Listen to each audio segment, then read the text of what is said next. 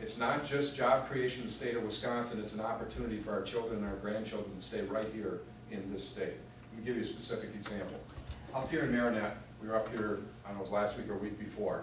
We met with the shipbuilder up there, Marinette Shipbuilding. They're in competition for a major naval contract to build new ships. Only competition with one other company, and they're from down south. I started talking to him about this plan. He said, well, Mark, we're already doing a little bit of that. We've talked to our two-year school and our tech school, which, by the way, these are two, and these are techs. We got them all over the state. They're going to institute a shipbuilding curriculum into their classroom so that the kids that come through there are now prepared to work in our shipyard. And I said to him, the CEO, sitting there, I said, so competitive advantage? He says, heck yeah. He said, we got a lot of problems here in the state of Wisconsin competing with those guys from down south. This was a tremendous competitive advantage for us. We think we're going to get the job. If they get the bid, remember, it's them or one other company, competitive advantage with this idea, 7,000 jobs in the area. 7,000 jobs now in the area. Just think about this, folks. This concept is a concept we should have been using already in the state of Wisconsin. As governor, if I get absolutely nothing else accomplished, and I get these parks going so we can have job creation, have opportunities not just for today, for the people that are unemployed here in Wisconsin today, but for our kids and our grandkids as they come through our universities and our schools to have an opportunity to stay here in the state of Wisconsin. That's my dream.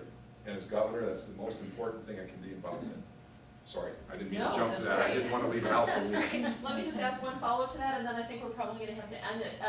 Do you plan to couple this jobs plan with legislation, or would you propose, or find some way to propose legislation or get it passed on illegal immigration here in the state?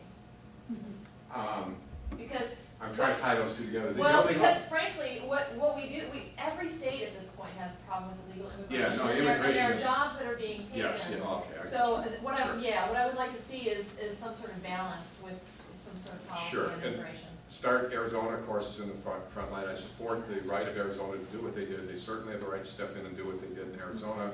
The key to immigration, you have to close the borders, because even if we fixed every problem here in Wisconsin, everybody was deported, they would be back in a very short period of time. You have to have a degree of compassion when you do this, but a strong immigration law is something you should expect to see from me as governor. You'll also see me, I'm not necessarily tying it directly to this, but the bottom line is I want so many jobs in the state of Wisconsin that you can get to talk about immigration. And that's not a soft position on immigration, it's a strong position on immigration. But I want you thinking about having so many job opportunities in the state that that's not what we're talking about. Is that fair? So a strong position on immigration. Arizona's got the right to do what they're doing. Close the borders.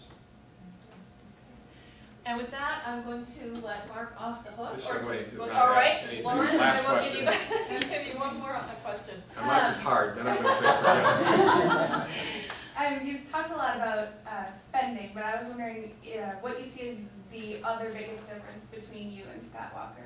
Background experience. Scott has spent his entire career in politics. This is not slamming, it's just a statement of fact. He spent the last 16 years representing the Milwaukee area in a political office. He now holds the highest political office in Milwaukee County. That's not my background. My background is as a business person. I hope you've seen some entrepreneurial kind of spirit here even in this presentation tonight. We just bring completely different backgrounds into the office of governor. And I can tell you my attitude on spending is going to be very, very different than the attitude that he's demonstrated in his track record. So background and experience. Remember, I was in Congress 12 years ago.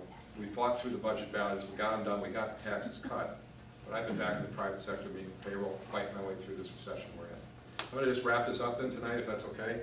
I want to help you understand how optimistic I am for the future, because I really am. And ask you a question, if you know the answer, you're old like me. And if not, there's some young people in here, you're going to have to check the history books. How many can remember when using a computer meant that you needed a stack of punch cards while you ate that? Look at all these old people in here.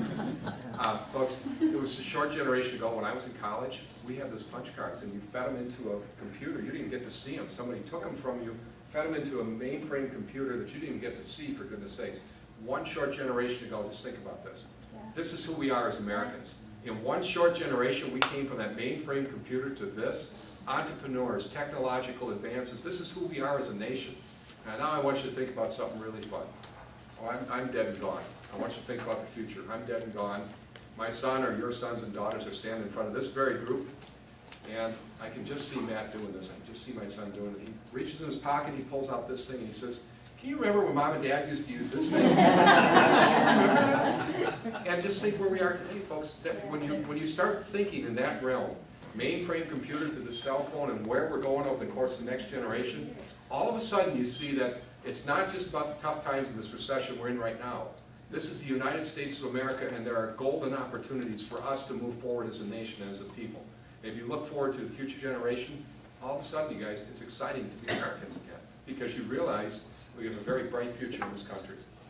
To me, that's what it's all about. I think about my grandkids that are on the front of that brochure that Sue passed out. Those grandkids are what it's all about. I want them to have a job right here in the great state of Wisconsin. We're facing tough times. We're going to get through them. It's the United States of America, and we're Americans, and that's what we do. So we're going to fight our way through to a bright future for our children and grandchildren. Thank you so much for